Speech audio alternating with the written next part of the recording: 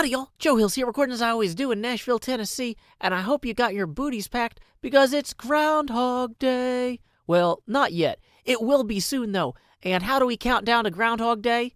We build a giant countdown clock.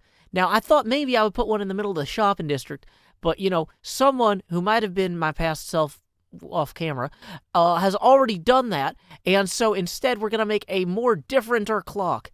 I'm actually going to be doing a special live stream that starts an hour before 6 a.m. Punxsutawney, Pennsylvania time on Groundhog Day. So we're going to have this episode come out in advance of that so y'all can get hyped for that. I've got my Outscore Country cover of I Got You Babe to play at 6 a.m. Punxsutawney, Pennsylvania time and all that. It's going to be a grand old time. But you know what? Here's what we need to do. We need to strike up the band, and the music's begun. We need to look down here. Oh, no, I'm still in the crazy camera mode. There it is. This is our Halloween district, but what is a Halloween district if not also a holiday district? I was reading that apparently Groundhog Day, is kind of like a latter form of Imbolc, and Imbolc is like the twin of Samhain, and Samhain is kind of like Halloween. So, what I'm figuring is, hermits, feel free to extend this road or build whatever. Why don't we extend this road or build whatever for Groundhog Day? We're going to have to clear some trees and knock it down some things.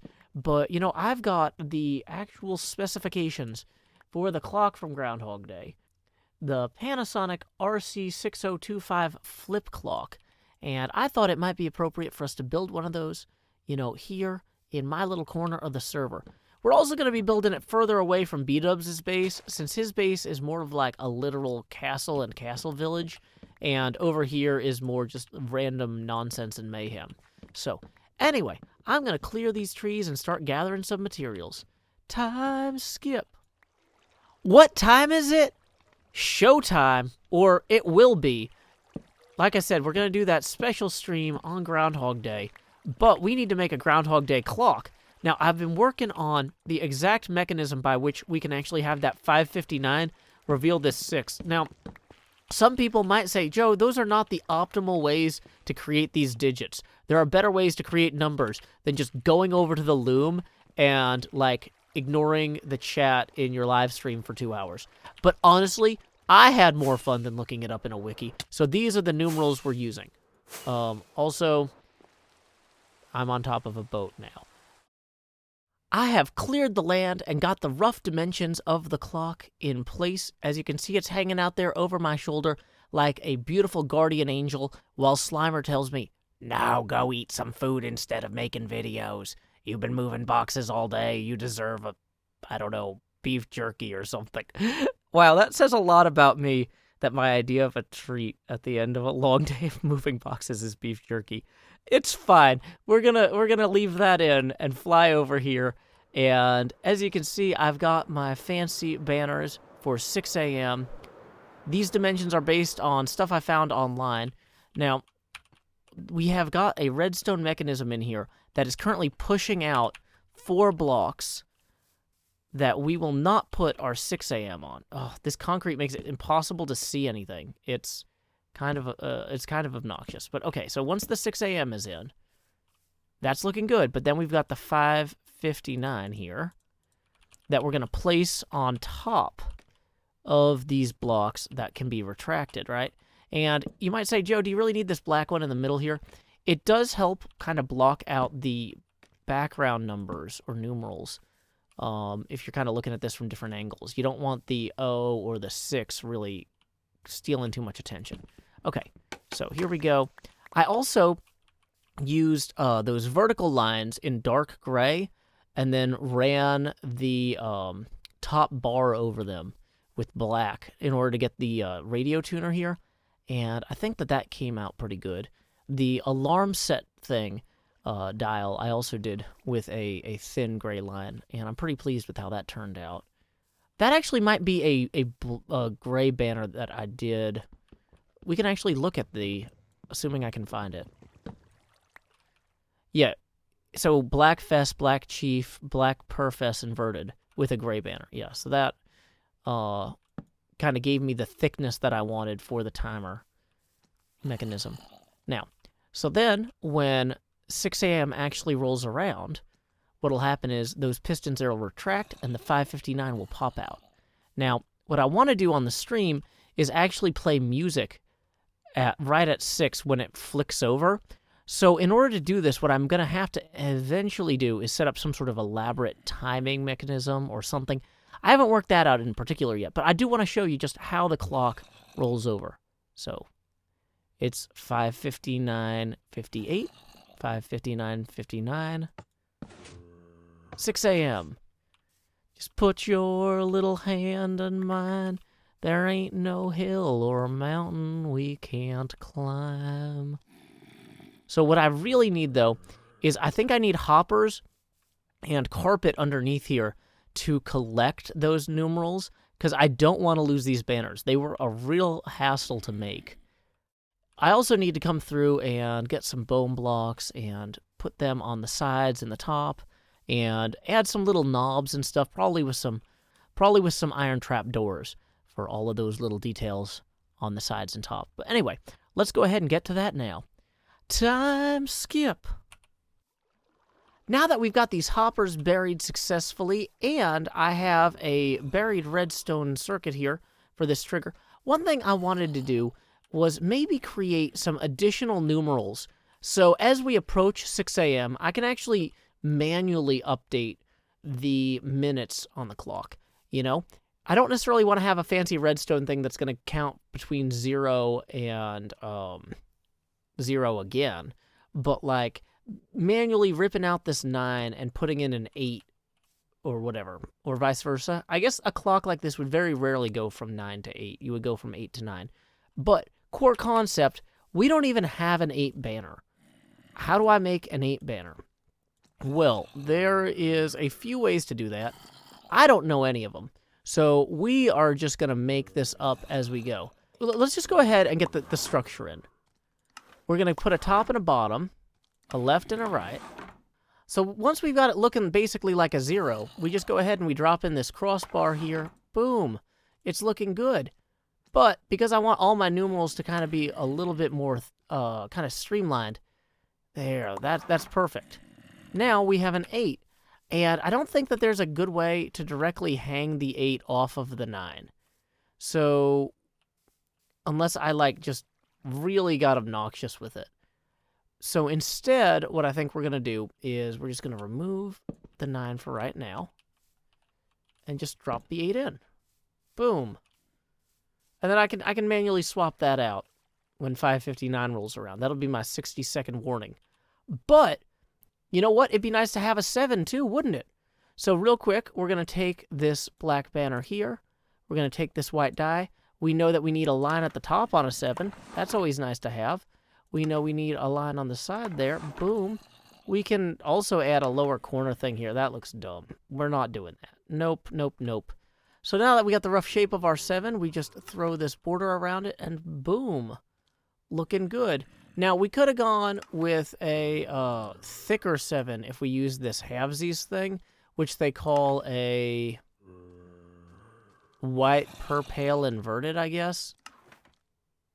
Yeah, that's a white per pale. But the typeface used on the original clock we're going for here is a lot thinner. So we're going to go with the thinner number. Now, we could have gone with like a slash as well. But once again, the clock we're trying to emulate didn't look like that, so not good for me, you know. Okay, so boom, boom, and there we go. We got a 7 now, and it's dark. It got dark some point. Didn't realize that. Okay. Luckily, those zombie noises nearby aren't close enough. Okay, I'm kind of paranoid that a creeper is going to come get me. But I think we're good. So, how do you make a 6? Well, we already made the 6. But we can do it again, I guess. So the first thing you want to do with the 6 is this side. Because we need to go ahead and wipe out the top half of it with black. Now that's going to be called a black perfess, I guess. Okay, whatever. I'm not in charge of naming these things. I think they stole this from the British or something. But, you know, that's fine. So now we've got the rough shape. We can just do a cross beam here. We can do a bottom line there. And then, real simply, we can add that nice black border to thin it up. Perfect. If we really wanted to... Oh, you only get 6 manipulations, it looks like. So, anyway, if we wanted it to say 557, though, now. Boom, 557.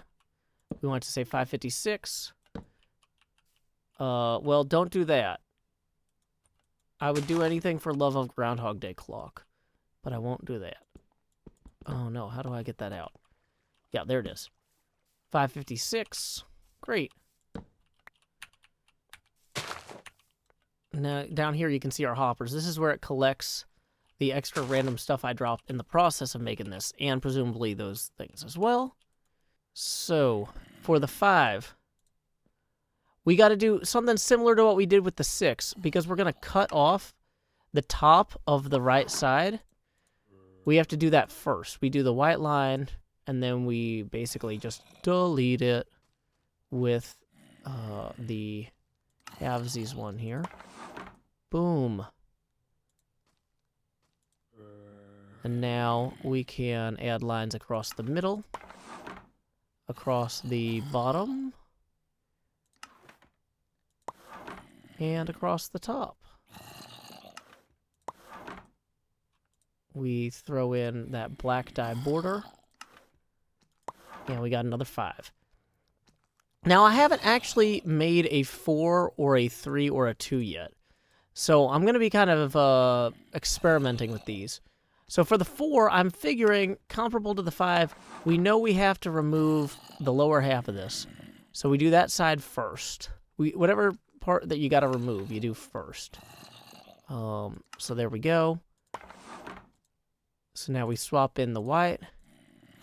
And we're going to go on that side. And we're going to go in the middle. Boom! That's a 4. Throw a border around it. Looking good. Okay. So now the 3. I haven't had a lot of time to think about how to do the 3, but I guess the logical thing would be to do a white line across, and then we grab the black and we shorten it. And then we go with a white top and bottom line. Like this. And then a line over here. Ooh, that looks a lot like an E. You know what? I did not think this through. Now, luckily, I can just start dumping this into here to remove those. And then go back to this old well here. Grab more water. And remove these. Okay. So now we're back, thanks to the magic of the cauldron, to this. We actually want to use the black dye to remove the left side. And I'm thinking I actually want to go further this time. So let's go ahead and do it like that. Yeah. Dang it, I always forget that this is not a dye anymore. Oh, this looks very futuristic. And Groundhog Day is all about moving forward. Not really. Kind of. It's about something. Okay, you know, if I put in something like this, well, that's funny. It's not what I want, but oh, sorry, I'm just having fun now, having fun with it. But okay, so this is now a 3. It's maybe not a perfect 3, but it's good enough for what we are doing here. And I'm imagining for my 2, I'm just gonna do it. Uh-oh. That sounds like a skeleton dying in the sun, which worries me because I'm in the sun, but I don't see the skeleton. So finally for the 2, I think that we can just do it like a reverse 3. We do the side that we need to remove half of first. Okay. Then we remove the top half.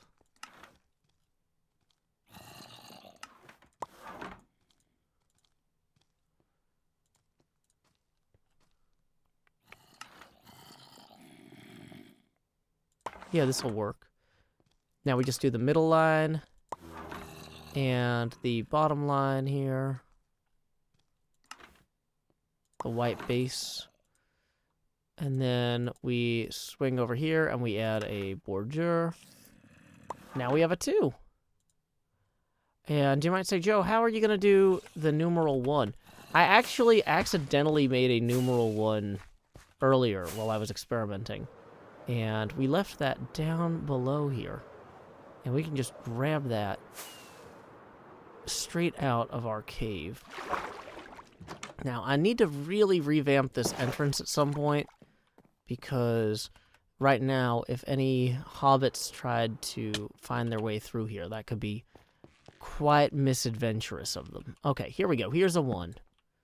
It's all the stuff we did before, but better. And up we go.